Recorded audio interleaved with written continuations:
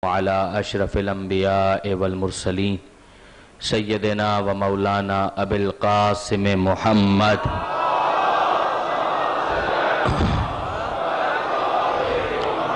وأهل بيته الطيبين الطاهرين المعصومين المظلومين المنتجبين المنتخبين الميامين لا سيما على الإمام المنتظر والحجة الثاني عشر واللعنة الدائمة الباقية على أعدائهم أجمعين من يوم ظلمهم إلى قيام يوم الدين. اللهم إنا نرغب إليك في دولة كريمة تعز بها الإسلام وأهله وتذل بها النفاق وأهله وتجعلنا فيها من الدعاة إلى طاعتك والقادة إلى سبيلك وترزقنا بها كرامة الدنيا والآخرة. رب اشرح لي صدري ويسر لي امري واحلل عقدة من لساني يفقهوا قولي واجعلني خالصا لوجهك الكريم يا الله. صلوات على محمد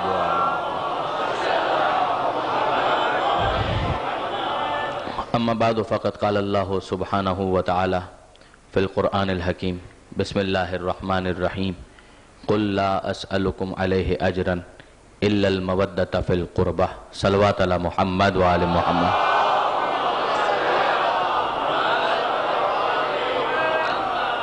برادران عزیز و خاران محترم، مجلس حسین ان مقامات میں سے ایک مقام مانا گیا ہے کہ جہاں پر دعائیں قبول ہوتی ہیں. یعنی اس حوالے سے آپ کو معصومین کے فرامین بھی ملیں گے اور علماء کرام کی روش بھی یہی رہی ہے. اور باقاعدہ تاکید ہے کہ خصوصیت کے ساتھ جب مصائب سید الشہداء یا شہداء کربلا میں سے کسی کے بھی مصائب بیان کیے گئے ہوں، اس موقع پر اپنی حاجتیں خدا کی بارگاہ میں پیش کی جائیں.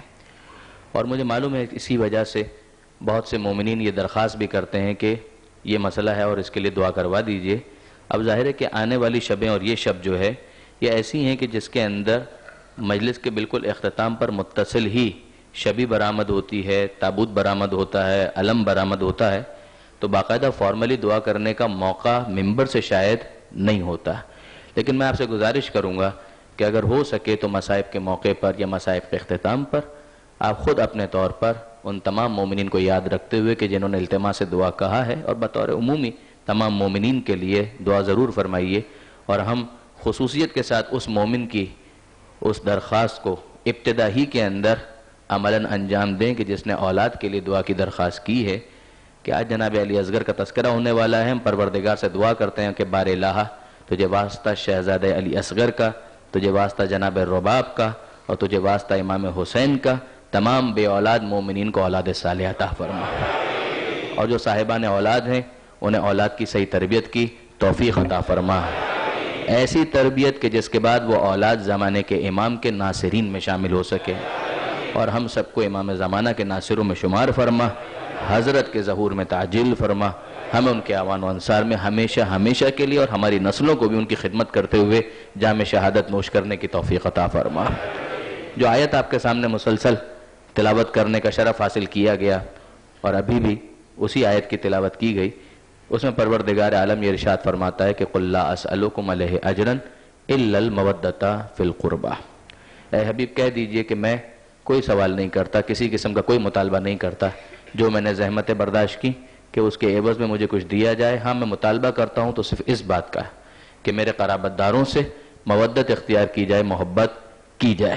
اگر یہ کرو تو اس میں فائدہ تمہارا ہی ہے، جیسا کہ ہم گزارش کر چکے کہ مَا سَأَلْتُكُم مِّنْ أَجْرٍ فَهُوَ لَكُمْ، کہ یہ جو اجر مانگا بھی گیا ہے تو اس میں فائدہ تمہارا ہی ہے. ایک فائدہ تو یہ ہے کہ اس کے ذریعے سے صحیح راستہ ملے گا. إِلَّا مَنْ شَاءَ أَن يَتَّخِذَ إِلَىٰ رَبِّهِ سَبِيلًا، جس پر ہماری بات ہو چکی سورہ فرقان کی وہ آیت کہ جس میں پروردگار عالم فرماتا ہے کہ حبیب ان سے کہیے کہ جو میں نے سوال کیا ہے یہ اس کے لیے کہ جو چاہتا ہے کہ راہ راست پر رہے، جو سیدھی راہ پر رہنا چاہتا ہے. مَنْ شَاءَ أَن يَتَّخِذَ إِلَىٰ رَبِّهِ سَبِيلًا، یہ تو ہے ایک فائدہ. مگر ایک دوسرا فائدہ بھی ہے. دیکھیے تفسیر کی کتابوں کے اندر جو مختلف اصطلاحات آئی ہیں اور ان کا ماخذ خود قرآن مجید کی آیتیں ہی ہیں بہت سے مقامات پر، ان کے اندر ایک ہمیں اصطلاح نظر آتی ہے جس کا نام ہے اذہاب سیئات، جس پر کل ہم نے گفتگو بھی کی. اذہاب سیئات کا مطلب کیا ہے کہ جو گناہ کیے تھے ان گناہوں کو دور کر دینا، ان گناہوں کو وائٹ واش کر دینا، یعنی وہ گناہ جو ہیں وہ ختم ہو جائیں، جس کے لیے میں نے وہ آیت آپ کی خدمت میں پیش کی کہ جس میں پروردگار عالم ارشاد فرماتا ہے کہ الا من تاب وآمن وعمل عملا صالحا فاولئک یبدل اللہ سیئاتہم حسنات، کہ ہاں اگر کوئی توبہ کرے، ایمان کی تشدید کرے اور پھر اعمال صالحہ کو انجام دے تو یہ وہ افراد ہیں کہ جن کے نامہ اعمال سے سیئات کو، برائیوں کو، گناہوں کو کھرچ کر مٹا دیا جائے گا اور اس کی جگہ پر نیکیوں کو لکھ دیا جائے گا۔ تو اس میں ہوا کیا کہ گناہوں کو دور کر دیا گیا۔ جب گناہ دور ہو گئے تو اس گناہ کے دور کرنے کے لیے جو اصطلاح ایجاد کی گئی وہ ہے اذہاب سیئات۔ اذہاب یعنی دور کر دینا، سیئات یعنی گناہ، برائیاں، خطائیں، یہ ہے ایک اصطلاح۔ دوسری اصطلاح جو ہمارے سامنے آتی ہے وہ اسی سورہ مبارکہ شورى کی اسی آیہ مودت کے مسلسل حصے سے اخذ کی گئی۔ دیکھیں یہاں تک تو آپ نے سنا کہ پروردگار عالم نے یہ ارشاد فرمایا کہ قل لا اسألکم علیہ اجرا الا المودۃ فی القربى، مطالبہ کوئی نہیں ہے مگر قرابت داروں کی محبت۔ اس کے بعد بلا فاصلہ کیا اعلان ہو رہا ہے؟ وَمَن يَقْتَرِفْ حَسَنَةً نَزِدْ لَهُ فِيهَا حُسْنًا، اگر کوئی ایک نیکی کرے گا تو پھر پروردگار عالم کی طرف سے یہ وعدہ ہے کہ ہم اس نیکی میں مسلسل اضافہ کرتے چلے جائیں گے۔ یعنی یہ کیا ہو گیا؟ دیکھیے آپ نے سنا ہوگا اور بار بار سنا ہوگا کہ اگر کوئی ایک نیکی کرے تو کم سے کم 10 برابر تو ملتا ہی ہے۔ من جاء بالحسنۃ فلہ عشر امثالھا، اگر کسی نے ایک نیکی کی تو 10 برابر تو ملے گا، اور اگر کسی نے کوئی برا کام انجام دیا تو پروردگار عالم اس کو اس گناہ ہی کی سزا دے گا، اس سے زیادہ کی سزا نہیں دی جائے گی۔ یہ تو ہے، لیکن یہ جو ملٹی پلائی کرنے والا ایفیکٹ ہے وہ آتا کہاں سے ہے؟ وہ کہاں سے حاصل ہوتا ہے؟ یعنی اگر پروردگار عالم یہ کہہ رہا ہے کہ ہم تمہیں ایک نیکی کے بدلے 10 برابر دیں گے، یا ایک نیکی کے بدلے 70 برابر دیں گے، یا ایک نیکی کے بدلے 700 برابر دیں گے۔ سورہ مبارکہ بقرہ کا جو آخری حصہ ہے اس میں اگر آپ صدقے اور انفاق کی بحث دیکھیں تو یہ معاملہ 700 برابر تک چلا گیا ہے، یعنی اتنا ہائیسٹ ریٹ آف ریٹرن دینے والا آپ کو کوئی بینک نہیں ملے گا، اس لیے کہ وہ سارے کے سارے تو ربا کے عنوان سے، یوزری کے عنوان سے، انٹرسٹ کے عنوان سے۔ پروردگار عالم کا اعلان ہے کہ یمحق اللہ الربا ویربی الصدقات، تم سمجھتے ہو کہ سود کے نتیجے میں اضافہ ہوتا ہے، صدقے میں تو کچھ گیا، سود میں کچھ آیا، یہ خدا سے پوچھو، خدا بتاتا ہے یمحق اللہ الربا ویربی الصدقات، اللہ سود کو برباد کرتا ہے، صدقے کو پروان چڑھاتا ہے۔ اسے پروردگار گرو کرتا ہے، اسے پروردگار نشو و نما عطا کرتا ہے، اسے پروردگار جرمینیشن کے پروسیس سے گزارتا ہے، اسے پروردگار عالم ارتقاء سے اس طرح سے گزارتا ہے کہ تم نے ایک نیکی کی ہوتی ہے، اب وہ تمہاری نیت، تمہارا عقیدہ، تمہارے عمل کے اخلاص کی گہرائی جتنی زیادہ ہوگی اسی کے مطابق، اسی پروپورشن سے، اسی تناسب سے وہ ملٹیپلائی ہوتا چلا جائے گا، کبھی 10 برابر، کبھی 100 برابر، کبھی 70 گنا اور کبھی 700 گنا۔ روایتوں کے اندر اسے 1 لاکھ گنا تک پہنچایا گیا ہے۔ پروردگار عالم اعلان کرتا ہے من ذا الذی یقرض اللہ قرضا حسنا، کوئی ہے جو اللہ کو قرض حسنا دے؟ سب کچھ دیا ہوا اسی کا ہے، اور پھر اس کے بعد اس کی طرف سے اعلان ہے کہ ہے کوئی جو اللہ کو قرض حسنا دے؟ یعنی یہ وہ اپیل ہے، دیکھیں جس طرح سے ابھی یہاں پر بھی ہو رہی تھی نا، کہ یہاں پر بھی اپیل ہو رہی تھی، تو یہ تو بہت ہی محتاط الفاظ کے اندر کہ سننے والوں کو برا بھی نہ لگے، ایسا بھی نہ ہو اور یوں بھی نہ ہو اور بات پہنچ بھی جائے۔ پروردگار عالم تو ببانگ دوحل اعلان کرتا ہے کوئی من ذا الذی یقرض اللہ قرضا حسنا، ہے کوئی جو اللہ کو قرض حسنا دے؟ تو اے پروردگار تو قرض لینے کے بعد کیا کرے گا کہ دو مجھے تاکہ میں اسے اور دگنا چگنا کر کے تمہیں واپس کر دوں، فیضاعفہ، تاکہ پروردگار اسے ڈبل کر کے، ٹرپل کر کے، 4 ٹائمز کر کے تم تک واپس پہنچا دے۔ دیا ہوا پہلے بھی اسی کی طرف سے تھا، پہلے بھی اسی نے دیا، مگر یہ اس کا کرم ہے کہ خود اپنا دیا ہوا بندوں سے ان کا کہہ کر واپس مانگتا ہے، اور پھر یہ یقین بھی دلاتا ہے کہ تم اگر خدا کو لوٹاؤ گے تو پروردگار عالم تمہیں محروم نہیں کرے گا اور زیادہ عطا کرے گا۔ یہ وہ جملے ہیں جن کو سننے کے بعد 2 قسم کے ریئیکشنز آتے ہیں، ایک ریئیکشن آتا ہے مومن کا اور ایک ریئیکشن آیا یہود کا۔ ایک ریئیکشن آیا مومن کا اور ایک ریئیکشن آیا یہود کا. مومن کے لیے تو اس میں انسینٹیو ہے کہ پروردگار عالم اتنی بہترین آفر, اتنی زبردست آفر کہ اگر کوئی ایک دے گا میں اتنے برابر اسے لوٹاؤں گا, تو وہ تو کہتا ہے کہ ٹھیک ہے اس انسینٹیو سے فائدہ اٹھانا چاہیے. مگر ایک طرف یہود کا کردار ہے جو سورہ آل عمران کے اندر اور دوسرے مقامات پر موجود ہے کہ یہود نے کہنا شروع کیا ید اللہ مغلولہ, یہ تو اللہ کا ہاتھ دیکھو بندھا ہوا ہے, ہم سے مانگتا ہے, وہ تو ہم سے مانگتا ہے. اگر پروردگار کے خزانے میں کچھ کمی نہ ہوتی تو ہم سے کیوں مانگتا؟ یہ بے وقوف نہیں سمجھتے کہ پروردگار عالم انہیں معزز بنانا چاہتا ہے. یہ پروردگار عالم انہیں عزت عطا کرنا چاہتا ہے کہ تم خدا کے نمائندے بن کر خدائی کاموں کو اپنے ہاتھوں سے انجام دو. یہ پروردگار عالم کی طرف سے موقع ہے, بجائے اس کے کہ اس موقع سے فائدہ اٹھائے وہ یہ سمجھ رہا ہے کہ پروردگار عالم کے ہاتھ بن گئے. نعوذ باللہ من ذالک. خدا کے خدائی کام تو ہو کر رہیں گے, اگر تم کر لو تو تمہارے لیے سعادت ہے, ورنہ خدا تمہاری جگہ کسی اور کو لے آئے گا جو اس کام کو انجام دے گا. درود بھیجیے محمد و آل محمد پر.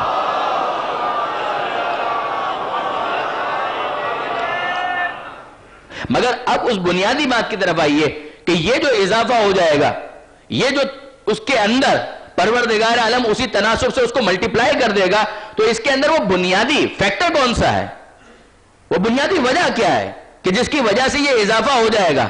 یہ پروردگار عالم نے آیہ مودت کے بالکل ساتھ بلا فاصلہ وہیں پر یہ اعلان کیا, قل لا اسألکم علیہ اجرا الا المودۃ فی القربى. اجرت کے طور پر مانگا ہے قرابت داروں کی محبت اور مودت کو, اور پھر اس کے بعد فرمایا وَمَن يَقْتَرِفْ حَسَنَةً نَزِدْ لَهُ فِيهَا حُسْنًا. اگر آل محمد کی محبت بنیاد میں آ جائے تو آپ جو نیکی انجام دو گے وہ ایک نہیں رہے گی, پروردگار اس میں مسلسل اضافہ کرتا چلا جائے گا, مسلسل اس میں اضافہ ہوتا چلا جائے گا. اور یہ بھی میں اپنی طرف سے نہیں کہہ رہا, مثلا ایسا نہیں ہے کہ میں جوش خطابت کے اندر ایک جملہ کہہ رہا ہوں, نہیں. امام حسن مجتبی علیہ السلام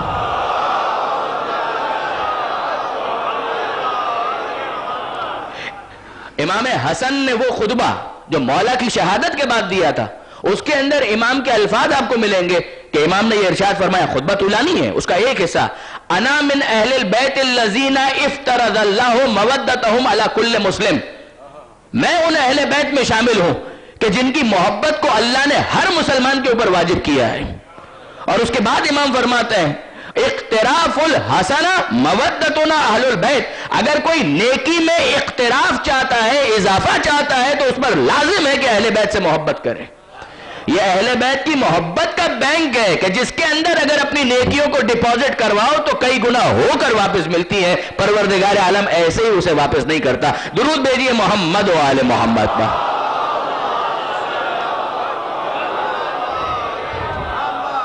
تو وہ ایک اصطلاح اذہاب سیئات, یہ دوسری اصطلاح اقتراف حسنات, اور تیسری اصطلاح حبط عمل. حبط عمل وہ اذہاب سیئات کہ گناہ ہے کھرچ کر پھینک دیے گئے اور ان کی جگہ پر نیکیوں کو لکھ دیا گیا, یہ نیکیوں میں اضافہ. اور اب تیسرا مرحلہ کہ حبط عمل, کہ عمل کیا اور عمل حبط ہو گیا. عمل کیا مگر عمل حبط ہو گیا. برادران عزیز, یہ حبط کیا ہوتا ہے؟ میں اپنے پھر نوجوان دوستوں کو مخاطب کروں کہ دیکھیے ایک لفظ ہے حبط اور ایک لفظ ہے ضبط, ان دونوں میں فرق ہے. حبط اور ضبط, یعنی حبط کا لفظ قرآن کے اندر استعمال ہوا ہے, مگر اس کو سمجھنے کے لیے اس ضبط کے اوپر توجہ کریں. ضبط کا مطلب کیا ہے کہ چیز آپ کی ہے مگر اس کو ضبط کر لیا گیا. کوئی غلط کام کیا جس کی وجہ سے اس کو ضبط کر لیا گیا, پینلٹی دیجئے, فائن دیجئے, اور اس کے بعد پھر اس کو واپس لوٹا دیا جائے گا. یہ ہے ضبط. بھاگ کے سرکار گاڑی کو ضبط کر لیا گیا, موٹر سائیکل کو ضبط کر لیا گیا, گھر کو اس کا اختیار ٹیمپرریلی سسپینڈ کر کے حکومت نے اپنے قبضے میں لے لیا. یہ ہے ضبط, جس کے اندر اصل ملکیت کو تسلیم کیا جا رہا ہے کہ ہاں چیز تمہاری ہے مگر ٹیمپرریلی موقتاً فی الوقت اس کو ضبط کیا گیا ہے. اور ایک ہے حبط. حبط کا مطلب کیا ہے؟ حبط کا مطلب یہ ہے کہ کون سی گاڑی, تم کہو میری گاڑی کا کون سی گاڑی, کہا میرا مکان کا کون سا مکان, کوئی کہے میری موٹر سائیکل کا کون سی موٹر سائیکل, کوئی کہے کہ میری پین, میری گھڑی, میرا لباس, میری کتاب کا کون سی کتاب, کوئی کتاب تمہاری نہیں ہے. کون سی گھڑی, کوئی گھڑی تمہاری نہیں ہے. کون سی پینسل, کوئی پینسل تمہاری نہیں ہے. یعنی چھوٹی سے چھوٹی چیز ہو یا بڑی سے بڑی چیز ہو، اگر اسے ہفت کر دیا جائے، اس کا مطلب یہ ہے کہ اصلاً اس اونرشپ کو ڈس اون کیا جا رہا ہے، ڈینائی کیا جا رہا ہے کہ کوئی اونرشپ نہیں ہے. یہ ہے ہفت، وہ ہے ضبط، اور یہ ہے ہفت. پروردگار عالم ارشاد فرماتا ہے سورہ مبارک محمد کے اندر 47واں سورہ، تحسن کافروں کے لیے ہلاکت ہے. اور کیوں ہلاکت ہے؟ ذالک بانہم کرہوا ما انزل اللہ، اس لیے کہ انہوں نے کراہیت کا مظاہرہ کیا، انہیں بہت برا لگا. کون سی چیز بری لگی؟ ما انزل اللہ، جو اللہ نے نازل کیا وہ انہیں بہت برا لگا. جب اللہ کا نازل کردہ انہیں برا لگا، فَأَحْبَطَ أَعْمَالَهُمْ، اللہ نے ان کے اعمال کو ضبط نہیں کیا، ہفت کر دیا. ہفت کر دیا یعنی نتیجہ کیا نکلا؟ نتیجہ یہ نکلا کہ اگر وہ اپنے طور پر سمجھ رہے تھے کہ ہم نے کوئی نیکی انجام بھی دی ہے، اس کراہیت کی وجہ سے جو اللہ کے نازل کردہ حکم کے ساتھ کراہیت ہے، پروردگار عالم سزا یہ دیتا ہے کہ عمل ہفت ہو کر رہ جاتا ہے. اب اس کے بعد اگر آئے بلغ کے الفاظ پر غور کریں، حکم پروردگار کیا ہے؟ یا ایھا الرسول بلغ ما انزل الیک من ربک، اے حبیب پہنچا دیجئے وہ جو اللہ نے نازل کیا ہے. اب اگر اعلان غدیر اور اعلان ولایت سے کسی کو کراہیت ہے، میدان قیامت میں پہنچ کر کہے میری نماز، جواب ملے کون سی نماز، تو حیرت نہیں ہونی چاہیے.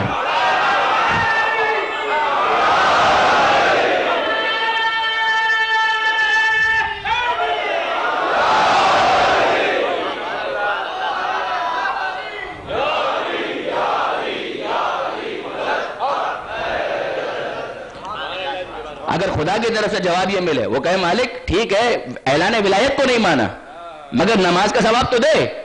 خدا کی طرف سے جواب ملے کون سی نماز؟ کہ مالک روزے کا ثواب، کا کون سا روزہ؟ کہ مالک حج کا ثواب، کا کون سا حج؟ علی کی ولایت کا انکار کرنے کے بعد خانہ کعبہ کا چکر تو ہو سکتا ہے، طواف نہیں ہو سکتا.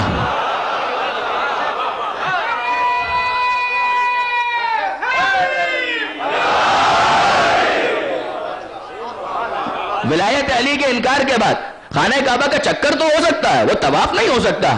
علی کی ولایت کے انکار کے بعد فاقہ تو ہو سکتا ہے، روزہ نہیں ہو سکتا. اور علی کی ولایت کے انکار کے بعد ہلاکت تو ہو سکتی ہے، شہادت نہیں ہو سکتی.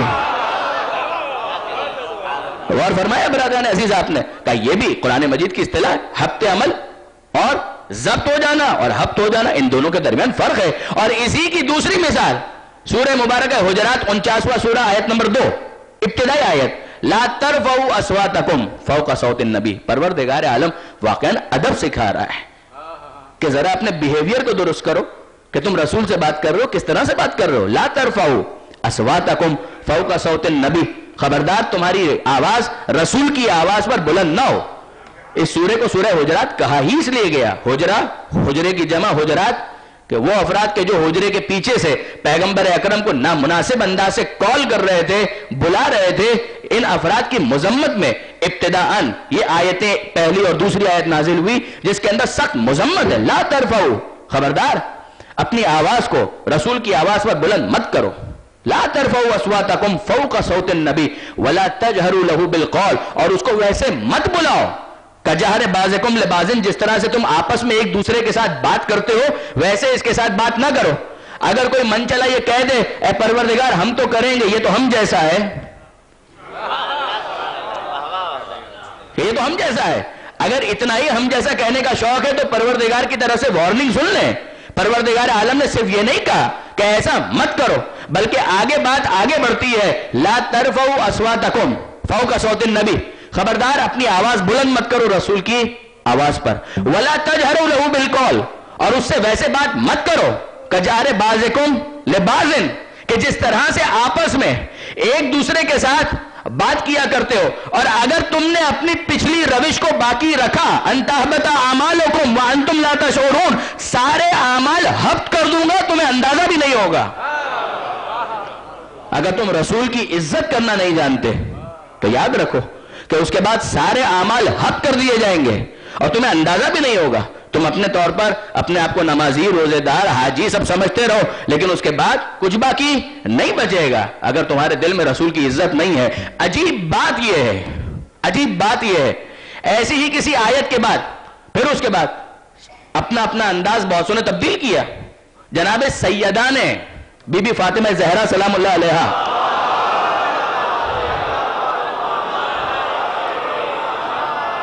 جناب سیدہ نے اس کے بعد پیغمبر اکرم کو, ذرا غور فرمائیے, واقعاً بی بی اس آیت کے بعد یا ایسی ہی کسی آیت کے بعد, بحر الانوار کی روایت ہے, میں حافظے کی بنیاد پر یہ عرض کر رہا ہوں کہ جناب سیدہ نے اس کے بعد پیغمبر اکرم کو یا رسول اللہ کہہ کر مخاطب کرنا شروع کیا, یا ابت نہیں, اس سے پہلے کہتی تھی بابا جان, مگر اس کے بعد کہا یا رسول اللہ, یا ابت کہنا ترک کر دیا. پیغمبر اکرم سنتے رہے, کچھ دن تک تو سنا, اور اس کے بعد کہا اے زہرا یہ آپ کے بارے میں نازل نہیں ہوا, یہ غیروں کے بارے میں نازل ہوا ہے. تیرے زبان سے مجھے بابا ہی کا لفظ سننا اتنا پسند ہے کہ یہ میرے دل کی زندگی ہے. فَإِنَّهُ أَحْيَاءٌ لِلْقَلْبِ, یہ میرے دل کی زندگی ہے. اے زہرا آپ کی زبان سے بابا کا لفظ سننا یہ غیروں کے لیے آیا ہے. تو آپ نے غور فرمایا کہ پیغمبر, بعض علماء کی یہ تعبیر اپنی جگہ بہت خوب ہے کہ اگر پیغمبر اکرم کسی کے جیسے ہیں تو وہ اہل بیت ہیں کہ جن کے جیسے ان کو کہا جا سکتا ہے, عام خاطی بندوں کا جیسا ان کو نہیں کہا جا سکتا. درود بھیجیے محمد و آل محمد پر.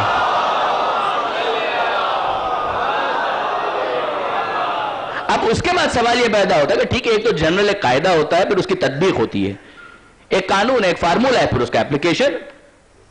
جیسے اب تو یہ مستقل مضمون بن چکے ہیں, اپلائیڈ فزکس, اپلائیڈ کیمسٹری, اس طرح سے ہوتا ہے, چلتا ہے معاملہ. تو اب سوال یہ پیدا ہوتا ہے کہ یہ جو قانون ہے کیا اس کا بھی اپلیکیشن کہیں پر ہے؟ ایک تو قانون کلی ہے اور ایک ہے اس جزئی کے اوپر اس کا انطباق, اسے تطبیق کرنا, جو منطق کے اعتبار سے کہا جاتا ہے کلی اور جزئی. یہ کلی دائرہ وہ والی کلی نہیں ہے جو پانی کے ساتھ کی جاتی ہے, کلی اور جزئی ایک کلی قانون دیا گیا, ایک قاعدہ کلیہ. اب اس کے انطباق کا جو معاملہ ہے, مصداق کے اوپر تطبیق کرنا, اسے اگر آپ تلاش کرنا چاہیں, دیکھیں میں بہت احتیاط کے ساتھ گفتگو کر رہا ہوں, مگر بہرحال اگر آپ تلاش کرنا چاہیں تو آپ کو مل جائے گا, اس کا اپلیکیشن بھی مل جائے گا. فارمولہ دیا پروردگار نے کہ اگر کوئی اپنی آواز بلند کرے تو اگر اس کا کوئی نیک عمل تھا بھی, جس کیس کی میں بات کرنے جا رہا ہوں وہاں پہ تو شاید کوئی نیکی بھی نہ ملے, لیکن اگر کوئی تھی بھی نیکی تو وہ حبط عمل کی منزل پر آ چکی ہے کہ جہاں پر اصلاً اس کو ڈینائی کیا جا رہا ہے. یہ کون سی منزل ہے؟ پیغمبر اکرم کا وقت آخر, اور پیغمبر اکرم کہہ رہے ہیں کاغذ اور قلم لا کر دو.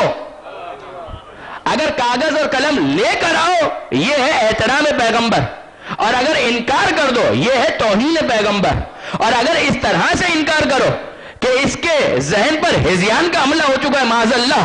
اب میں آپ سے سوال کرتا ہوں, جب یہ جملے کہے جا رہے تھے تو کیا پیار سے کہے جا رہے تھے؟ آواز بلند ہوئی یا نہیں ہوئی؟ جیسے ہی آواز بلند ہوئی, خدا کا اعلان ہے کہ جس نے پیغمبر کو آواز بلند کر کے پکارا اس کے تمام اعمال حبط کر دیے جائیں گے. درود بھیجیے محمد و آل محمد.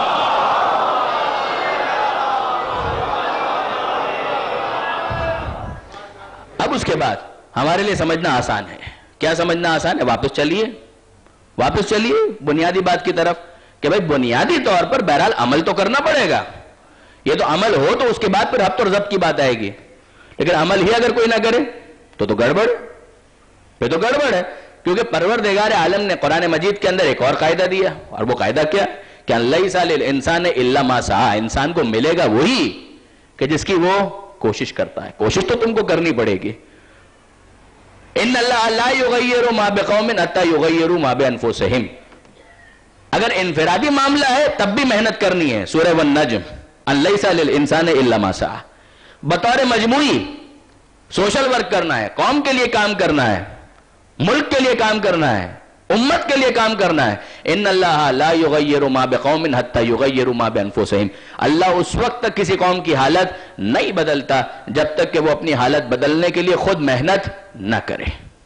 پھر اس کے بعد وہ قبول ہوگی یا نہیں ہوگی وہ اگلا مرحلہ ہے, مگر پہلے مرحلے میں انسان کو میدان عمل میں آنا پڑے گا, اور اگر میدان عمل میں نہ آئے تو گڑبڑ ہے. اب اگر وہ کوشش کر رہا ہے تو اس سے بحث نہیں ہے کہ کسی اچھے کام کے لیے کوشش ہو رہی ہے یا برے کام کے لیے ہو رہی ہے. کوشش اگر ہو رہی ہے تو نتیجے کا امکان اپنی جگہ پر موجود ہے. اسے الگ سے دیکھنا پڑے گا کہ وہ کوشش اچھی ہے, کسی اچھے مقصد کے لیے ہے یا کسی برے مقصد کے لیے. فرض کیجئے کہ ایک انسان ہے بے ایمانی کرنے کے لیے بڑی محنت کرتا ہے, ملاوٹ کرنے کے لیے بڑی محنت کرتا ہے, اس میں بھی جاگنا پڑتا ہے کہ مثلا دودھ کے اندر پانی ملانا ہے تو بہرحال دودھ دھونا تو پڑے گا, پانی لانا تو پڑے گا, پھر دودھ میں پانی ملانا تو پڑے گا, تو اس میں بھی پسینہ تو بہتا ہے. صرف پسینہ بہنا کسی کام کے جائز ہونے کی دلیل نہیں بن سکتا. بعض افراد یہ دلیل لے کر آئے, دلیل لے کر آئے, انہوں نے کہا کہ صاحب دیکھیں اس میں بھی تو پیشانی سے ہمارے پسینہ بہ رہا ہے, تو چور بھی جب محنت کرتا ہے اور چوری کرتا ہے تو پسینہ تو اس کی پیشانی پر بھی آ جاتا ہے. بڑی محنت کرتا ہے, کبھی ادھر کود رہا ہے, کبھی ادھر کود رہا ہے, کہیں یہاں اچھل رہا ہے, کہیں وہاں اچھل رہا ہے. جو میدان میں ثبات قدم کا مظاہرہ کرتے ہیں ان کا بھی خون بہتا ہے, اور جو پہاڑوں پر اچکتے ہوئے نظر آتے ہیں پسینہ تو ان کا بھی بہتا ہے. تو صرف پسینے کا بہنا معیار نہیں ہے, پسینے کا بہنا فقط معیار ہے, اس کو الگ سے دیکھنا پڑے گا کہ مثلا وہ کس طریقے سے, کس راہ کے اندر, اور کیا ہدف ہے, کیا ٹارگٹ ہے اور کیا مقصد ہے, وہ اپنی جگہ پر. لیکن یہ طے کہ لیس للانسان الا ما سعی, کہ انسان کو جو وہ کوشش کر رہا ہے اس کا رزلٹ اس کو ملنے کا امکان اس دنیا کے اندر موجود ہے. مومن کا طریقہ کار یہ ہے کہ وہ کوشش کرتا ہے اور اس کے بعد نتیجے کو خدا پر چھوڑ دیتا ہے کہ مالک اگر تیری مصلحت یہ ہے کہ نتیجہ موافق آ جائے تو بسم اللہ, نحن مکلفون بالسعی, ہم کوشش کے ذمہ دار ہیں, نتیجے کے ذمہ دار نہیں ہیں. ہم کوشش کے ذمہ, کوشش اگر نہ کریں تو اس کے بعد ظاہر ہے کہ اس پر پکڑ ہو سکتی ہے, لیکن ہم کوشش ہی نہ کریں تو ظاہر ہے کہ کوشش نہ کرنے کے مجرم قرار پائیں گے. اور یہ وہ قاعدہ ہے کہ جسے ہر ایک کو سمجھ لینا چاہیے, چاہے دنیا کا معاملہ ہو چاہے آخرت کا. کوشش کے بغیر کچھ نہیں ہونے والا. مسئلہ یہ ہوتا ہے کہ انسان نتیجہ اچھا چاہتا ہے, اچھا نتیجہ چاہیے, چاہے دنیا کا معاملہ ہو چاہے آخرت کا. دیکھیے وہ بات تو ہم پہلے ہی ڈسکس کر چکے کہ اسلام کہتا ہے کہ دنیا کے لیے بھی کوشش کرو, آخرت کے لیے بھی کوشش کرو. پسندیدہ ہے ربنا آتنا فی الدنیا حسنہ وفی الآخرت حسنہ, کہ مالک ہمیں دنیا کی نیکیاں, دنیا کی اچھائیاں بھی عطا کر اور آخرت کی اچھائیاں بھی عطا کر. وہ اچھائیاں جو حاصل کرنے کے لیے زحمت, محنت برداشت کرنی ہے وہ تو کرنی ہے. ایک دنیا دار ہے اسے آخرت سے کوئی غرض نہیں ہے.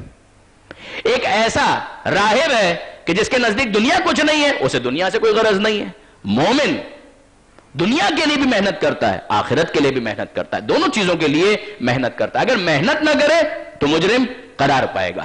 مسئلہ یہ ہوتا ہے کہ انسان نتیجہ اچھا چاہتا ہے مگر کوشش کے لیے تیار نہیں ہوتا, جد و جہد اس کے لیے تیار نہیں ہوتا. وہ چاہتا ہے کہ نہیں کوئی شارٹ کٹ نکل آئے, کوئی شارٹ کٹ نکل آئے, یا بالکل عوامی زبان کے اندر اگر میں کہوں کہ کوئی جگاڑ مل جائے ایسا کہ جس کے ذریعے سے زیادہ زحمت نہ اٹھانا پڑے. کوئی ایسا معاملہ ہو جائے کہ جس کی وجہ سے مجھے کوئی زیادہ محنت نہ کرنی پڑے, بس شارٹ کٹ کوئی مل جائے اور اس کے ذریعے سے دنیا بھی ہاتھ میں آ جائے اور آخرت بھی ہاتھ میں آ جائے. پروردگار عالم کہتا ہے کہ نہیں ایسا نہیں ہو سکتا, ناممکن ہے. اور پھر اگر ہم دیکھیں دنیا کے اعتبار سے بھی تو معصومین کی کیا تعلیمات ہیں, اور آخرت کے اعتبار سے بھی دیکھیں کہ معصومین کی کیا تعلیمات ہیں. اسی کو اگر ہم دیکھیں, دیکھیے چھٹے امام امام جعفر صادق علیہ الصلوۃ والسلام,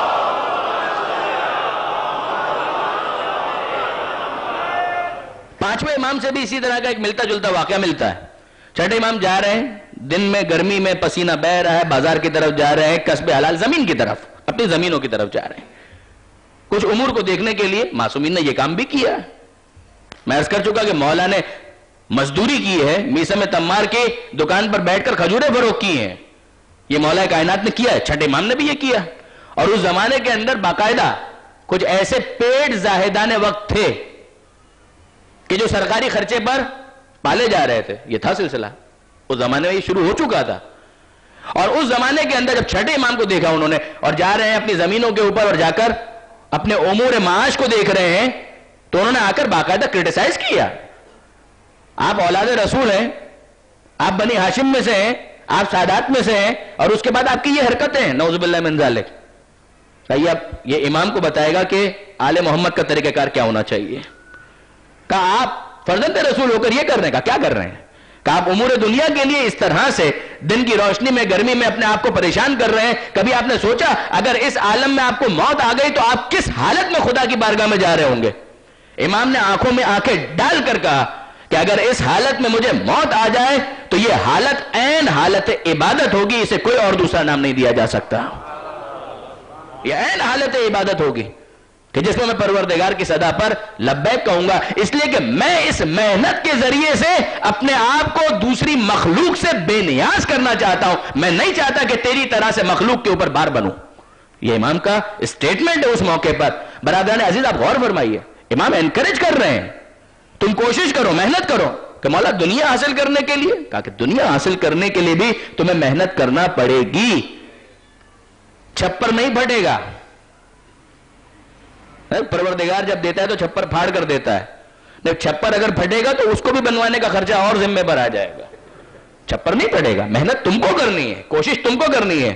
آیت اللہ جعفر سبحانی بڑی اہم شخصیت، بڑی اہم شخصیت کہ جن کی واقعاً، ویسے تو درس خارج بھی اپنی جگہ پر، اور ان کے تلامذہ اور ان کی جو شاگرد ہیں کیا کہنا، ان کا بڑا کام کیا. اردو کے اندر بھی ان کی کئی کتابیں ترجمہ ہو چکی، انگریزی میں بھی کئی ہو چکی. قرآن کا دائمی منشور، منشور جاوید ہے، مختلف تفاسیر ہیں، اور اس کے علاوہ کئی کتابیں ہیں. آئین وہابیت انہی کی کتاب ہے جو اردو میں بھی ٹرانسلیٹ ہوئی اور انگریزی میں بھی ہوئی. بڑی کتابیں انہوں نے لکھی. انہی کی ایک کتاب ہے عظیم لوگوں کی کامیابی کے راز. میرے نوجوان اگر ہو سکے تو اس کتاب کا مطالعہ ضرور کریں، خصوصیت کے ساتھ. جو ابھی ٹین ایجرز ہیں، جو اسکول گوئنگ ہیں، چاہے وہ 9th میں ہو، 10th میں ہو، کالج لائف میں ہو، گریجویشن کر رہے ہو، وہ اس کتاب کا مطالعہ ضرور کریں. یعنی یہ خاص میں نصیحت کرتا ہوں اپنے نوجوانوں کو ایک بڑے بھائی کی حیثیت سے کہ اگر ہو سکے تو اس کتاب کا مطالعہ ضرور کیجیے. اور اس کے اندر آیت اللہ جعفر سبحانی اس واقعے کو نقل کرتے ہیں. کون سا واقعہ؟ کہ مولا کائنات کے زمانے میں کوفہ میں مولا کائنات نے دیکھا کہ مسجد کے باہر کچھ افراد بیٹھے ہوئے ہیں، درویش، یعنی سو کالڈ فقراء، جو واقعاً فقیر نہیں ہیں، فقیر بنے ہوئے ہیں. بھائی کوئی مسئلہ ہو گیا ہے، ہاتھ پیر نہیں ہے، پروردگار عالم نے نعوذ باللہ محتاج کر دیا ہے کہ جس کی وجہ سے تم ہاتھ پھیلانے پر مجبور ہو. نہیں، ایسے بیٹھے ہوئے ہیں، درویش بن کر بیٹھے ہوئے ہیں، پھٹے پرانے کپڑے پہنے ہوئے بیٹھے ہوئے ہیں. اسی طریقے سے مولا کائنات نے سوال کیا کہ یہ لوگ کون ہیں؟ مولا سوال کر رہے، کوفہ میں آئے کہ یہ لوگ کون ہیں؟ کہا مولا یہ لوگ ہیں رجال الحق. یہ ہیں رجال الحق، یعنی مردان حق. یہ علی کیا کہا کہ ان میں حق والی کون سی بات ہے کہ جس کی وجہ سے ان کو رجال الحق کہا جا رہا ہے؟ دکھ یہی تو ہے کہ حق کا معیار اتنا گرا دیا گیا کہ ایسے بیکار افراد کو مردان حق کہا گیا. اور کس کے سامنے کہا جا رہا ہے؟ اس کے سامنے کہ جس کے لیے پیغمبر نے کہا ہے کہ الحق مع علی و علی مع الحق، کہ علی حق کے ساتھ ہے، حق علی کے ساتھ ہے. مولا فرماتے ہیں یہ بتاؤ یہ کون ہے؟ کہا مولا مردان حق، رجال الحق. کا کیا مطلب؟ کہا کہ یہ حق والے ہیں. حق والی بات کون سی ہے ان کے اندر؟ کہا مولا بات یہ ہے ان کے کہ اگر کوئی ان کے سامنے کچھ رکھ دیتا ہے تو یہ کھا لیتے ہیں ورنہ صبر کرتے ہیں.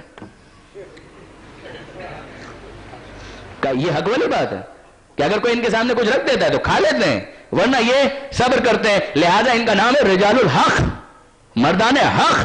مولا فرماتے ہیں، اب واقعا مولا کی تنقید ذرا سنیے. مولا کہتے ہیں کوفہ کے کتے بھی اسی طرح کرتے ہیں، اگر کوئی ہڈی ڈال دے تو کھا لیتے ہیں ورنہ صبر کرتے ہیں.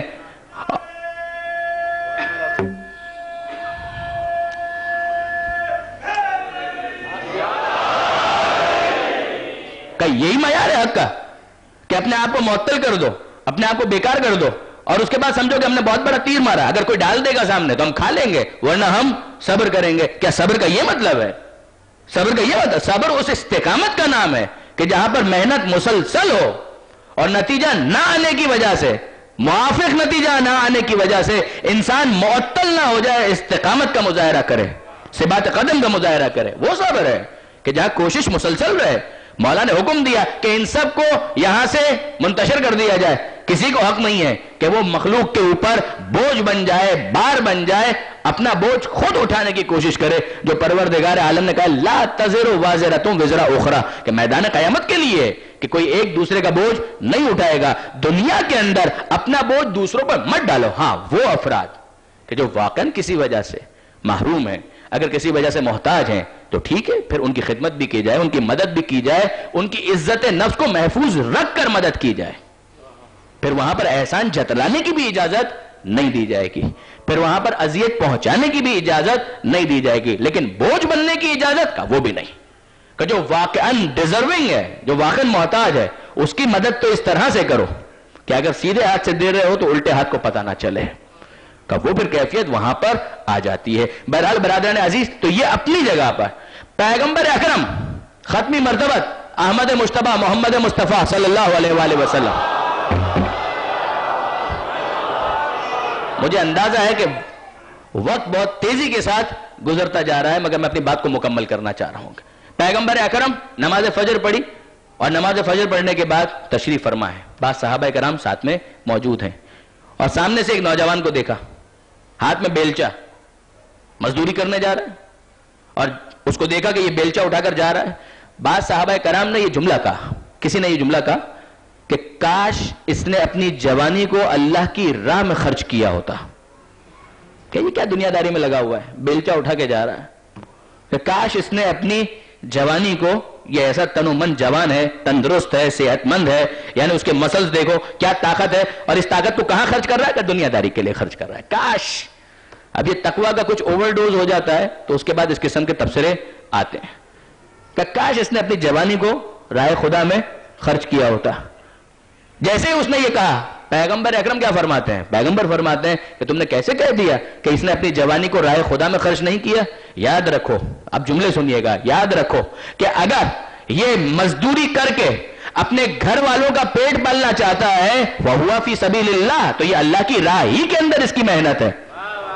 اگر اس کے پاس آلریڈی پیسہ ہے لیکن یہ مزدوری کر کے اور زیادہ وسعت دینا چاہتا ہے کہ اپنے گھر والوں کے لیے تھوڑا اور آرام پیدا کرے، فَهُوَ فِي سَبِيلِ اللَّهِ، تو یہ بھی اللہ کی راہ میں ہے۔ اور اگر یہ مزدوری کر کے کچھ پیسہ کما کے غریبوں، محتاجوں، بیواؤں، مسکینوں کی مدد کرنا چاہتا ہے، فَهُوَ فِي سَبِيلِ اللَّهِ، تو یہ بھی اللہ کی راہ میں ہے۔ ہاں اگر یہ پیسے کے ذریعے سے دوسروں پر اپنا تفوق جمانا چاہتا ہے، تکبر کرنا چاہتا ہے، فَهُوَ فِي سَبِيلِ الشَّيْطَان، تو یہ پھر شیطان کی راہ میں ہے، ورنہ سب کا سب اللہ کی راہ میں ہے،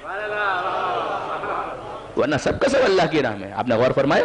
اسی لیے آپ سوال کریں، اگر علماء کرام سے، فقہاء اعظام سے اگر آپ سوال کریں، آپ کو جواب ملے گا کہ اسلام نے کس چیز کو انکریج کیا ہے۔ ایون اسلام جاب کو ڈسکریج کرتا ہے، عجیب ہے، حرام نہیں کرتا، کام کرو، محنت کرو، ٹھیک ہے، اپنی جگہ پر کسی طرح سے اپنی روزی حاصل کرنے کی کوشش کرو، جو بھی حلال طریقہ ہو، مگر سوال کاروبار کریں چھوٹا یا جاب کریں بڑی جس کے اندر نسبتاً تھوڑی سیلری زیادہ ہے، کیا بہتر ہے؟ کہ جاب ڈسکریج کیا ہے اسلام نے کاروبار کو انکریج کیا ہے۔ کہ لیکن جاب میں بہت آسانی ہو جاتی ہے، ایک لگی بندی ہے، ہر مہینے آ رہی ہے، بات ختم۔ کاروبار کے اندر کا کاروبار اگر کریں گے، پتہ نہیں ریسیشن آ گیا تو کیا ہوگا، یہ ہو گیا تو کیا ہوگا، وہ ہو گیا تو کیا ہوگا، دھندا چلے گا یا نہیں چلے گا، کاروبار چلے گا یا نہیں چلے گا۔ اسی لیے کہا گیا کہ کاروبار کرو تاکہ اللہ پر تمہارا توکل بڑھے۔ یہ علماء کرام کی تعبیرات ہیں کہ زیادہ سے زیادہ کاروبار کی طرف جاؤ، کیوں؟ تاکہ اللہ پر تمہارا توکل بڑھے۔ کہ پروردگار، یعنی اس کے بعد ایک آدمی جاب کر رہا ہے تو اللہ اتنا یاد نہیں آئے گا، آج کل تو خیر ان کو بھی یاد آ رہا ہے، مجھے اندازہ ہے ڈاؤن سائزنگ ہو رہی ہے، رائٹ سائزنگ ہو رہی ہے، کہ جاب سے نکال دیا جائے گا تو یہ ہو جائے گا، وہ اپنی جگہ پر، لیکن خصوصیت کے ساتھ کہ ٹھیک ہے ایک معاملہ اگر نارمل اسموتھلی چل رہا ہے تو اس موقع پر کہ کیا ہوگا، کہ اپنی لگی بندی آ رہی ہے، بس ٹھیک ہے چل رہا ہے، معاملہ چل رہا ہے، تو اس موقع پر سجدے میں جا کر پروردگار سے گفتگو کرنے کا وہ مزہ بھی نہیں آتا۔ جب انسان کاروبار کر رہا ہو کہ آج یہ خیال آیا، یہ آئیڈیا ہے، اس کو امپلیمنٹ کرنا ہے، پتہ نہیں کلک کرے گا یا نہیں کرے گا، پتہ نہیں بات چلے گی نہیں چلے گی، یہ جو پتہ نہیں ہے اسی کو کہتے ہیں رسک فیکٹر۔ رسک جو ہے انٹرنل بھی ہوتا ہے، ایکسٹرنل بھی ہوتا ہے، ایم بی اے کرنے والے اس بات کو اسٹڈی کرتے رہتے ہیں، بزنس سے متعلقہ جو کتابیں اس کے اندر لکھا ہوا ہے رسک فیکٹر، وہ تو لگا ہوا ہے۔ رسک انٹرنل بھی ہے، ایکسٹرنل بھی ہے، داخلی طور پر کچھ رسک لگے ہوئے ہیں، اوور آل انٹرنیشنلی بہت سارے رسک اٹیچڈ ہیں، تو کیا کریں؟ کیا کریں کیا مطلب ہے؟ کوشش کرو، اس کے بعد سجدے میں سر رکھو سجدے میں سر، کہ پروردگار اتنا کچھ سمجھ میں آ رہا تھا، یہ ہم نے کر ڈالا، اب اس کے بعد اسے کلک کروانا ہے تو یہ تیری مرضی، اگر اس میں نقصان میرے مقدر میں لکھا ہے تو بھی میں سر تسلیم خم کرتا ہوں۔ یہ سر تسلیم خم کرنے کی ادا اور پروردگار پر توکل کرنے کی ادا، کہ یہ بھی وابستہ ہے کاروبار کے ساتھ۔ تو جاب دینے والے بنو، جاب لینے والے نہ بنو۔ اگرچہ میں یہ نہیں کہہ رہا کہ یہ حرام ہے، لیکن بہرحال انسان کوشش تو کرے۔ اب خصوصیت کے ساتھ وہ افراد کہ بھئی جاب چھوٹ گئی ہے یا یہ ہو گیا ہے، وہ مسئلہ ہو گیا، اگر چھوٹا سا کوئی کاروبار سمجھ میں آ رہا ہے، یعنی چھوٹے سے کاروبار کے اندر ایون پھر مجھے نہیں معلوم اردو کے اندر کیا کہتے ہیں، شاید ٹھیلا کہتے ہیں، ورنہ ریڑی ٹھیلا کا وہ لگانے کی بات ہے، کہا وہ کرو، کاروبار کرو، اپنے آپ کو معطل مت کرو. جو پچھلی کسی تقریر کے اندر بھی میں نے کہا تھا کہ خالی دماغ شیطان کا گھر ہے، اور آل محمد کے ماننے والے اپنے دماغ میں شیطان کو کبھی جگہ نہیں دے سکتے. درود بھیجئے محمد و آل محمد پر.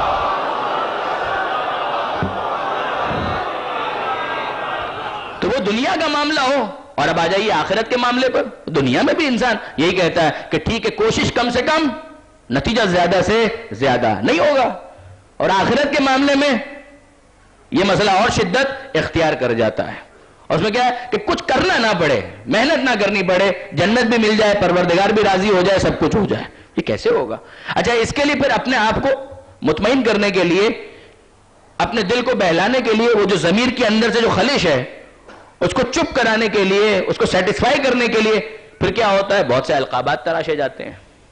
مثلا ایک لقب ہے امت مرحومہ. یہ کسی خاتون کا نام نہیں ہے کہ امت خاتون کا نام ہو اور انتقال ہو گیا اس کو کہا جا رہا ہو مرحومہ امت خاتون. اگرچہ واقعاً امت کا حال بھی مرحومہ امت خاتون سے زیادہ مختلف نہیں ہے، لیکن کہا امت مرحومہ ہے. کیوں؟ کہا اس لیے کہ اس کے اوپر خاص رحمت موجود ہے. اچھا، وہ رحمت کی دلیل کیا ہے؟ اچھا دیکھیے، واقعاً یہ لقب جب اختیار کیا گیا تو ہوا کیا کہ سب کے سب امت مرحومہ میں شامل ہو گئے. ہم کچھ کریں نہ کریں، ہم تو امت مرحومہ میں شامل ہیں کہ جس کے اوپر رحمت ہی رحمت ہے. بھائی آپ کے اوپر یہ رحمت کہاں سے آئی؟ کہا کہ دیکھیے قرآن کے اندر نہیں لکھا ہوا کہ وَمَا أَرْسَلْنَاكَ إِلَّا رَحْمَةً لِلْعَالَمِينَ. اے حبیب، ہم نے آپ کو عالمین کے لیے رحمت بنا کر بھیجا ہے.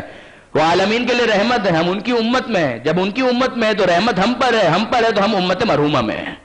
اب ہم کچھ کریں نہ کریں، ہم تو مرحومہ امت کے اندر ہیں، اس میں تو رحمت ہی رحمت ہے. اب سوال یہ پیدا ہوتا ہے، علامہ سید علی نقی صاحب جن کی بالغ نظری کے واقعاً بہت سے علماء بڑے قائل ہیں، بڑی محنت کی ہے انہوں نے اپنے مقام پر، وہ فرماتے ہیں کہ ذرا یہ تو بتائیے کہ یہ رحمت کا بادل جب برسات برسائے گا تو پیغمبر اکرم ہی پر برسے گی نا یہ رحمت کی بارش، ایسا ہی ہوگا نا؟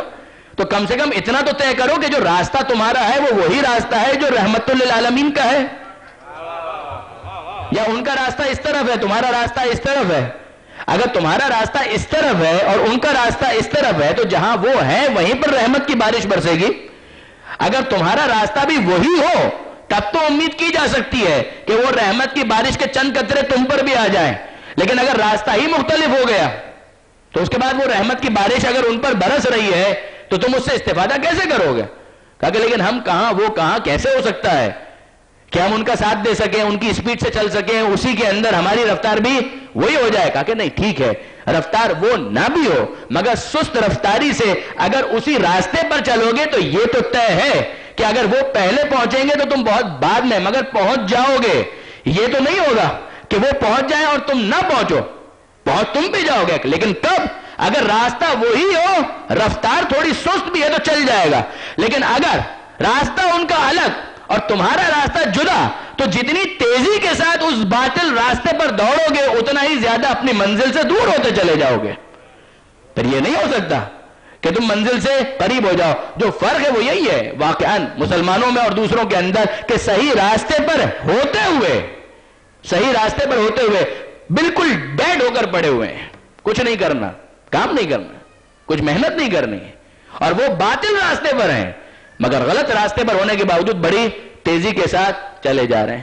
کہ کیا ایسا ہو سکتا ہے کہ ہمارا راستہ مختلف ہو پھر بھی ہم اس امت میں شامل ہوں؟ کیا اس بات کا امکان ہے؟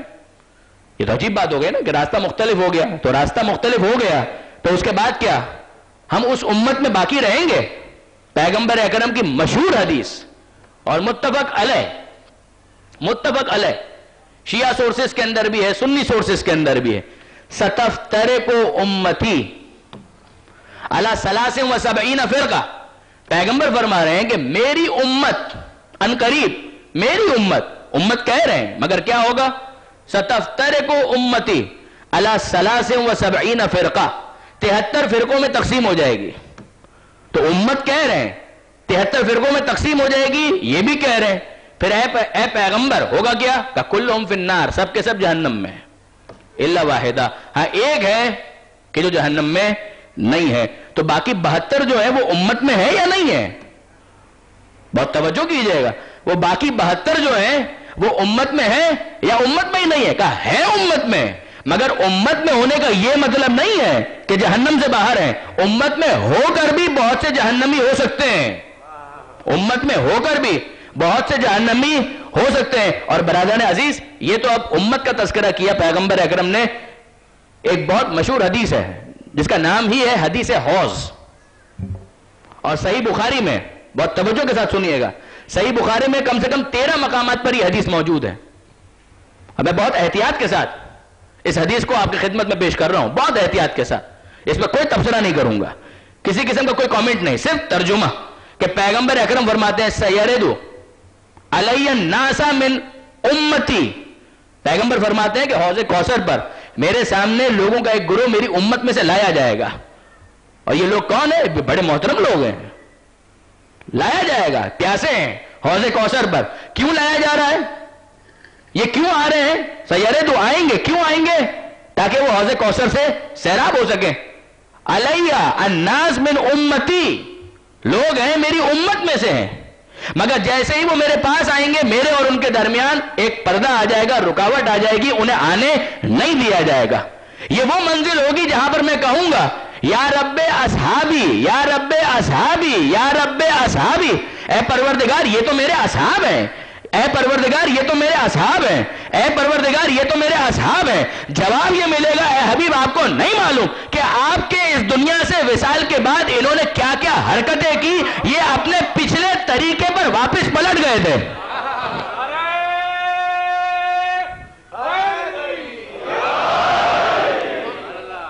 تو آپ غور فرمائیے کہ یہ پچھلے راستے پر، پچھلے طریقے پر پلٹ گئے تھے. جو سورہ مبارکہ آل عمران کے اندر پروردگار عالم نے پہلے بھی کہا تھا کہ محمد اللہ کے رسول ہیں. افَإِن مَاتَ أَوْ قُتِلَ انقلبتم عَلَىٰ أَعْقَابِكُمْ، اگر وہ مارے جائیں یا قتل ہو جائیں تو کیا تم اپنے پچھلے راستے پر واپس چلے جاؤ گے؟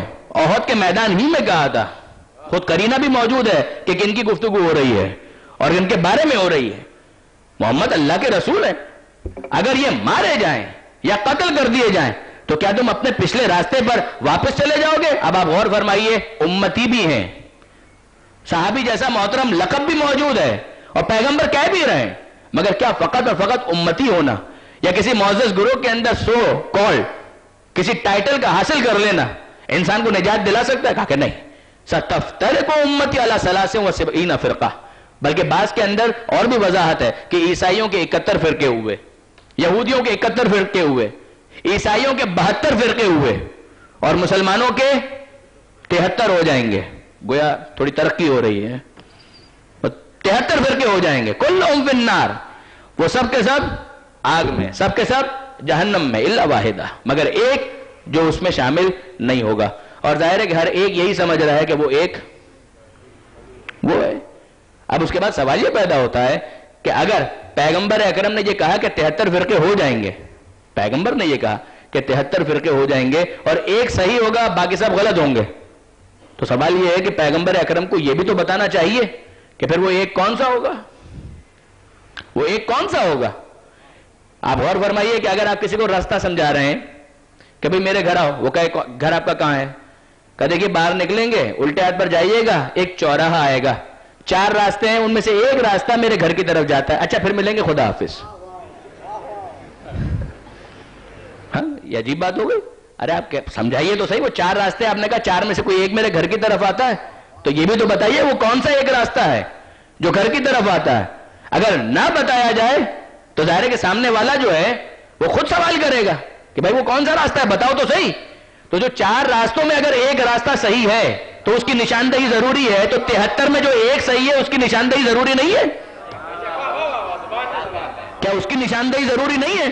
اور اس کے بعد پھر پیغمبر اکرم کی، یہ علامہ نقن صاحبی کا میں تھیسس ہے جو آپ کی خدمت میں پیش کر رہا ہوں.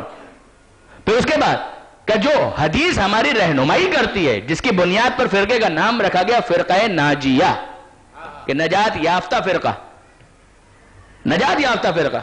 وہ کیوں کہا گیا؟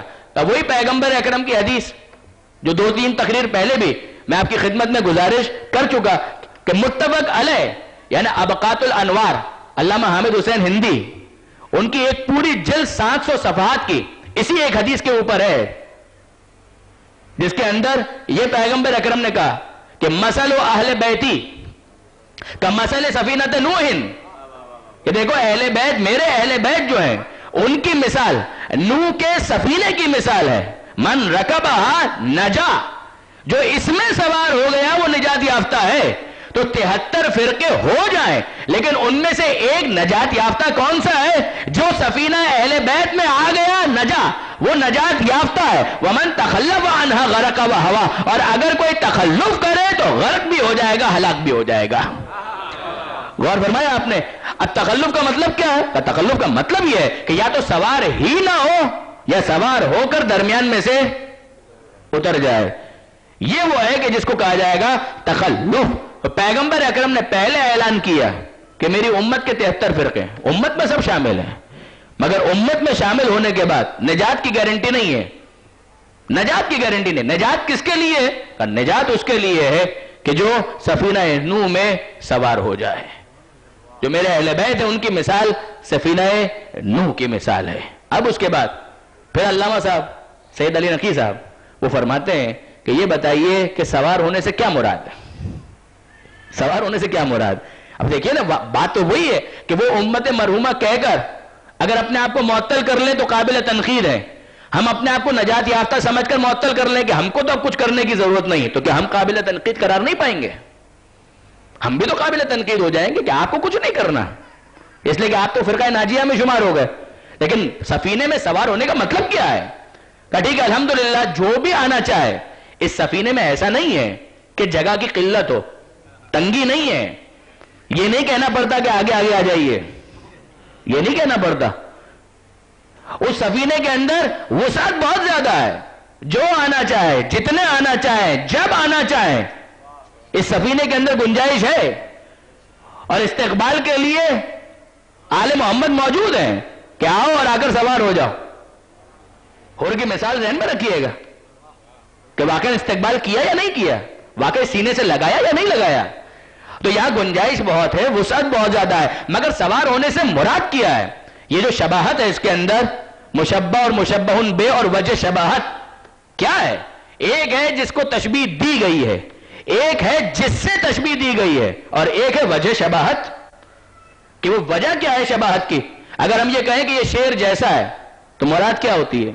یہ شیر جیسا ہے یعنی ایک تو وہ شخص ہے کہ جس کو کہا گیا کہ یہ اس جیسا ہے، اور ایک وہ ہے کہ جس کے لیے کہا گیا کہ اس جیسا یعنی شیر، تو یہ مشبہ اور مشبہ بے۔ اور اب وجہ شباہت کیا ہے؟ کا شجاعت، جس طرح سے شیر میں شجاعت ہے اسی طرح سے اس شخص کے اندر شجاعت ہے، لہذا یہ تشبیہ بالکل درست ہے۔ اب آل محمد کو جو یہ کہا جا رہا ہے کہ مثل اہل بیتی کا مثل سفینۃ نوح، کہ اہل بیت کی مثال نوح کی کشتی کی مثال ہے، تو اہل بیت کو تشبیہ دی جا رہی ہے سفینہ نوح سے۔ وجہ شباہت کیا ہے؟ وجہ شباہت کیا ہے؟ کیوں کہا جا رہا ہے کہ یہ سفینہ نوح کی طرح ہے؟ کیوں کہا جا رہا ہے؟ اب آپ فرض کیجئے کہ اگر ایک شخص کشتی میں سوار نہ ہو اور کشتی کی تعریف کرنا شروع ہو جائے، غور کیجئے گا، کشتی میں سوار نہ ہو اور کشتی کی تعریف کرنا شروع ہوگا، کیا کشتی ہے، کیا بہترین کشتی ہے، کیا لکڑی اس میں استعمال ہوئی ہے، کیا کیلیں اس کے اندر استعمال ہوئی ہیں، اور کیا واقعاً اس کا ڈیزائن ہے، اور کیا واقعاً اس کا ایریا ہے، اور کیا یہ اور کیا وہ ساری جگہ، کہ آئیے آئیے اس پہ سوار ہو جائے گا کہ نہیں سوار ہم اس پہ نہیں ہوں گے، ہم تو باہر ہی ٹھیک ہیں، کہ سوار بھی تو ہو جائیے جب اتنی اچھی کشتی ہے۔ آپ دیکھیے، آپ نے کبھی دیکھا ہوگا بہت سے افراد کا گاڑی دیکھیے، کہ بہت اچھی گاڑی ہے بی ایم ڈبلیو، کہ آپ کو چاہیے، کہ چاہیے تو صحیح مگر جیب میں اتنی گنجائش نہیں ہے، تو اگر گنجائش ہوتی یا فری میں مل رہی ہوتی تو آپ لے لیتے نا، کہ بالکل لے لیتے، کیوں نہیں لیتے؟ سوار ہونے کا موقع ملے تو سوار ہوں گے، کہ بالکل ہوں گے۔ تو پھر اس کا مطلب یہ ہے کہ پسند کا تقاضا یہ ہوتا ہے کہ انسان اس سواری میں سوار ہو جائے، پسند کا تقاضا یہ ہے کہ انسان اس سواری میں سوار ہو جائے۔ کہ یہ کشتی بہت اچھی ہے، کشتی بہت اچھی ہے، وہ آپ سوار ہوں گے؟ کہ نہیں، سوار ہونے کے لیے تیار نہیں ہے۔ یہ وہ دعوی محبت ہے جو تقاضا محبت سے ہم آہنگ نہیں ہے۔ یہ محبت کا وہ دعویٰ ہے کہ جو محبت کے تقاضوں کے ساتھ ہم آہنگ نہیں ہے۔ اب فرض کیجئے کہ یہ کشتی سمندر کے اندر جا رہی ہے، سوار تو ہوئے نہیں، سوار تو ہوئے نہیں، کھڑے ہوئے ہیں، اور یہ بھی معلوم ہے کہ سمندر میں ہے اور سمندر میں اگر اسے کوئی پریشانی بھی ہوگی تو نجات تو اسی کے لیے ہے، اس میں کوئی شک نہیں ہے. لیکن فرض کیجئے ذرا سا اگر طوفان تیز ہو گیا یا کچھ بھونچال آ گیا جس کے نتیجے میں تھوڑی سی کشتی تھوڑی دیر کے لیے ڈگمگانے لگی اور یہ کہے کہ افسوس کتنی اچھی کشتی ہے، کتنی پریشانی میں ہے، آنسو بھی بہانا شروع کر دے لیکن سوار ہونے کے لیے تیار نہیں ہے، تو مجھے بتائیے کہ واقعا یہ کافی ہو جائے گا؟ کیا یہ کافی ہو جائے گا؟ حق تو یہی ہے. یعنی اگر وہ کشتی اچھی ہے اس کی تعریف ہونی چاہیے. اگر اس کشتی کے اوپر کوئی پریشانی آتی ہے تو جو محبت کرنے والے ہیں ان کے دل میں صدمہ بھی ہوگا، آنکھوں سے آنسو بھی آ جائیں گے. مگر کیا فقط اتنا کافی ہے؟ یہ ایک علامت ہے مگر آخری علامت نہیں ہے. یہ ایک علامت ہے، بڑی اہم علامت ہے، کوئی شک نہیں ہے کہ بھئی یہ اس کشتی کو دوست رکھتے ہیں، کوئی شک نہیں ہے. واقعاً بڑی اہم علامت ہے، بڑی اہم علامت ہے. مگر واقعی آپ غور فرمائیے اس کے اچھے ہونے کا، اس کے حسین ہونے کا تقاضا یہ ہے کہ اس کی تعریف کی جائے. اگر نہ کرے کوئی تعریف تو یا وہ ظالم ہے یا حاسد ہے، یا وہ ظالم ہے یا وہ حاسد ہے اگر وہ تعریف نہیں کر رہا. لیکن اگلا مرحلہ، اگر واقعاً اس اچھی کشتی پر کوئی مصیبت آ جائے انسان غمگین بھی ہوگا. اگر غمگین نہ ہو وہ انسان ہی کہلانے کا حقدار نہیں ہے. لیکن اگلا مرحلہ کہ واقعاً اگر یہ محبت گہری ہے، اجر رسالت کے عنوان سے جس کو پیش کیا جا رہا ہے، اجر رسالت کے عنوان سے جس کو پیش کیا جا رہا ہے، اور پھر اس کے بعد یہ بھی کہا جا رہا ہے کہ دیکھو اس میں سوار ہو جاؤ تب نجات ملے گی، تو اس کا مطلب کیا ہے کہ انسان کشتی میں اس طرح سے سوار ہو جائے. یہ ہے وجہ شباہت کہ اس طرح سے سوار ہو جائے کہ نہ اب اپنی کوئی حرکت ہے نہ اپنا کوئی سکون ہے. بہت توجہ کیجئے گا عزیزان محترم. اگر ایک انسان کشتی میں سوار ہو گیا تو اب کیا اس کی اپنی کوئی حرکت ہے؟ کیا یہ خود اپنی مرضی سے کہیں جا رہا ہے؟ کیا اپنی مرضی سے کہیں چل رہا ہے؟ کہا کہ نہیں، کشتی جہاں جا رہی ہے یہ بھی وہیں جا رہا ہے، کشتی جہاں رک رہی ہے یہ بھی وہیں رک رہا ہے. یعنی اب اس کا نہ اپنا کوئی حرکت کا معاملہ ہے نہ سکون کا معاملہ ہے. جو کشتی کی حرکت ہے وہ اس کی حرکت ہے، جو کشتی کا سکون ہے وہ اس کا سکون ہے. اب یہ اپنی مرضی پر نہیں چل رہا، مرضی مولا از ہمیں اولا کا نعرہ بلند کر رہا ہے کہ اب جو میرے مولا کی مرضی ہے بس میری مرضی ہے. اب میں آپ سے سوال کرتا ہوں کہ اگر واقعاً حرکت و سکون تابع اہل بیت ہو جائے تو نتیجہ کیا نکلے گا؟ جہاں اہل بیت پہنچیں گے وہیں ماننے والے پہنچیں گے. اور یہی وجہ ہے کہ معصوم نے اپنی حدیث کے اندر کہا کہ شیعتنا فی درجاتنا یوم القیامہ، ہمارے شیعہ ہمارے درجے میں ہوں گے قیامت کے دن، وہ ہمارے درجے میں ہوں گے. جو آقا اور غلام کا فرق ہے وہ فرق ہوگا مگر درجہ وہی درجہ ہوگا. عزیزان محترم غور فرمائیے، واقعا امت کا برتاؤ، ایک امت کا برتاؤ ظلم کی حد تک، ایک امت کا برتاؤ ناقدری کی حد تک. میں اشارے کر چکا، آج ہمیں کربلا کے اس شہید کو یاد کرنا ہے کہ اس ظلم کو دیکھنے کے بعد اور اس ظلم کو سننے کے بعد اور اس ظلم کو پڑھنے کے بعد مومن عام مسلمان کیا کافروں تک نے علی اصغر کی شان میں شاعری کی ہے. کافروں تک نے علی اصغر کی شان میں شاعری کی ہے. میں اردو شعراء کی بات نہیں کر رہا، انگریزی شعراء کی بات نہیں کر رہا، فارسی اور عربی ادب کی بات نہیں کر رہا. فرانسیسی شاعروں نے بھی، فرینچ لینگویج کے اندر بھی جناب علی اصغر کا مرثیہ لکھا اور یاد کیا ہے اس 6 ماہ کے شہید کو جو کربلا پہنچ کر 6 ماہ کے تھے، مدینہ سے نکلتے وقت تو شاید 2 ہفتے کے تھے. تازہ ولادت ہوئی، 9 مولود ہیں. مولانا غلام عسکری آل اللہ مقامہ اس روایت کو پڑھا کرتے تھے کہ جب آل محمد کا قافلہ مدینہ منورہ سے جا رہا تھا اس موقع پر جناب فاطمہ صغرا جناب رباب کے پاس آئیں اور کہا اماں رباب میرے بھائی علی اصغر کو کچھ دیر کے لیے میری گود میں دے دیجئے، کچھ دیر کے لیے. فاطمہ صغرا بیمار تھی، اب تک اپنے بھائی کو دیکھ نہیں سکی تھی. کہا اماں رباب کچھ دیر کے لیے میرے بھائی علی اصغر کو میری آغوش میں دے دیجئے. جناب علی اصغر جناب صغرا کی آغوش میں آئے اور اب اس کے بعد فاطمہ صغرا بھی بچی ہے، علی اصغر تو ابھی 9 مولود ہے. جناب فاطمہ صغرا بہن اور بھائی کی گفتگو، اے بھیا علی اصغر سب تو مجھے چھوڑ کر جا رہے ہیں، تم بھی مجھے چھوڑ کر جا رہے ہو، سب مجھے چھوڑ کر جا رہے ہیں کہ تم بھی مجھے چھوڑ کر چلے جاؤ گے. صغرا کے یہ الفاظ علی اصغر کے کانوں میں پڑے اور نہیں معلوم کیا وجہ ہے مگر اب علی اصغر کسی کی گود میں جاتے نہیں ہیں.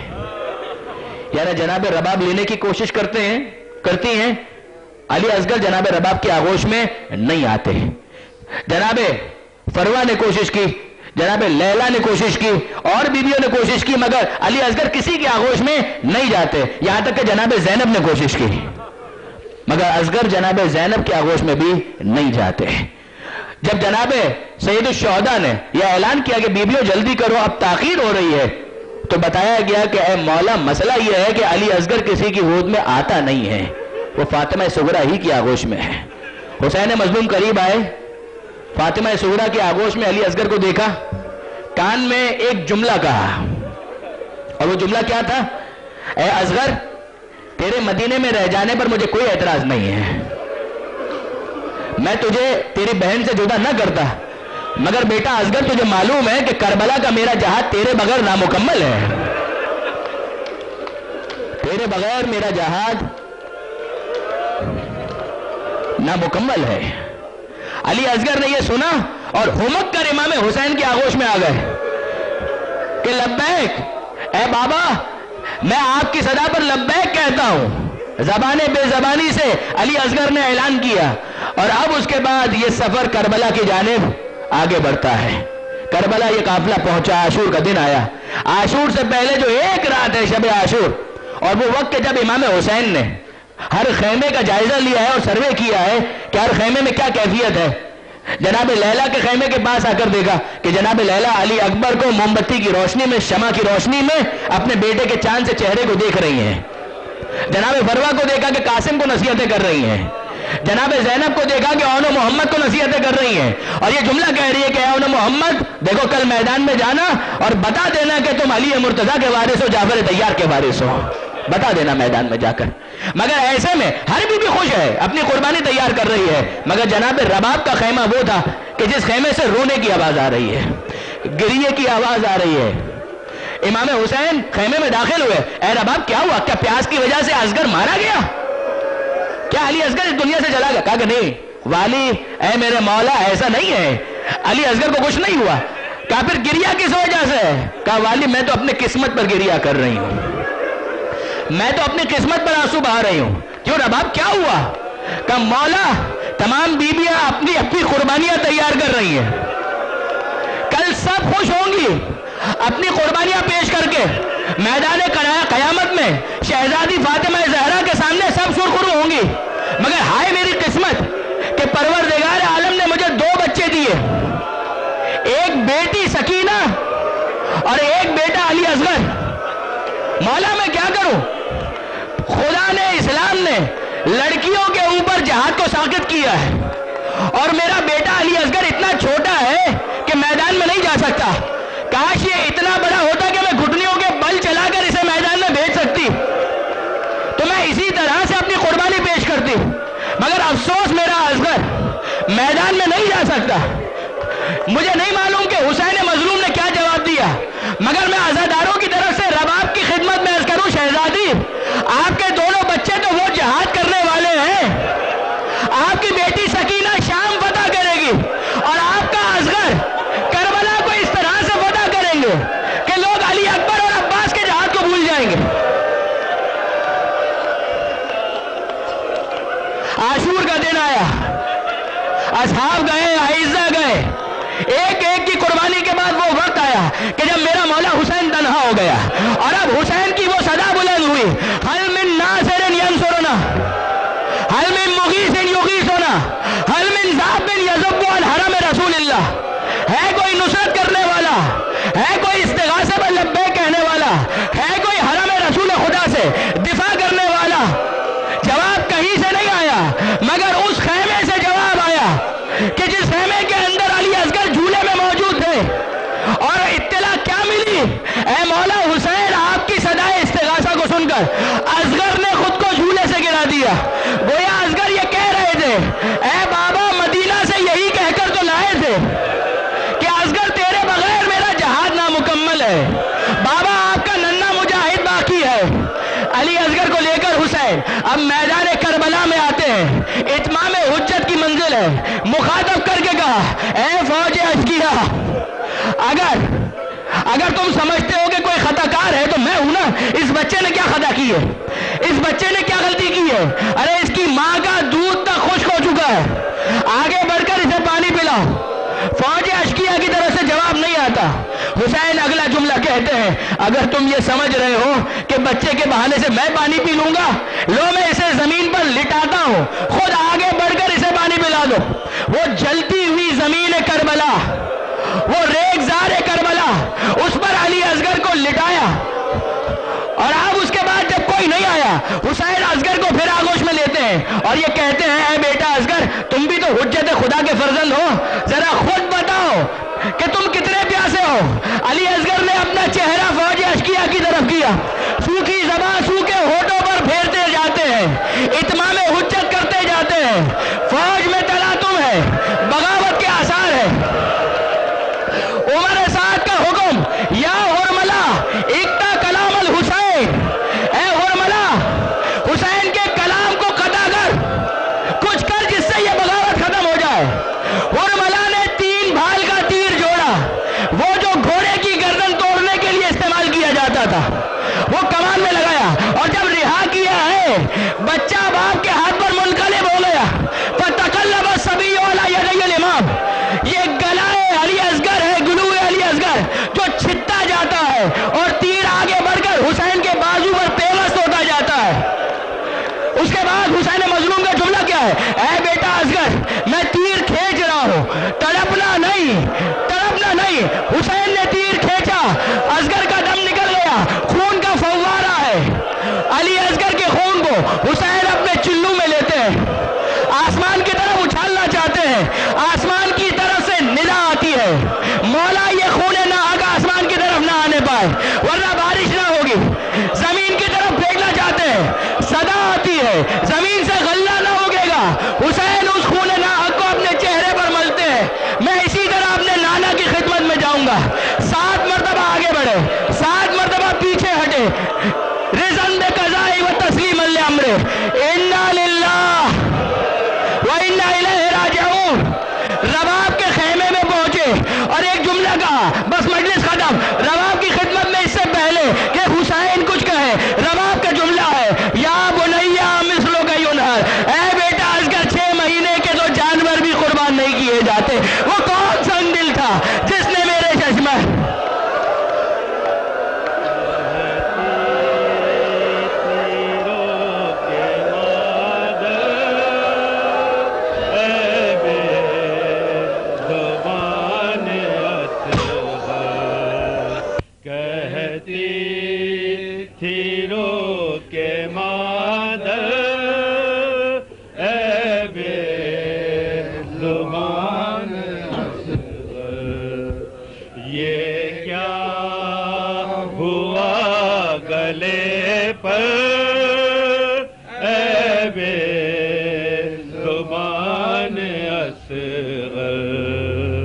کہتی تھی رو کے مادر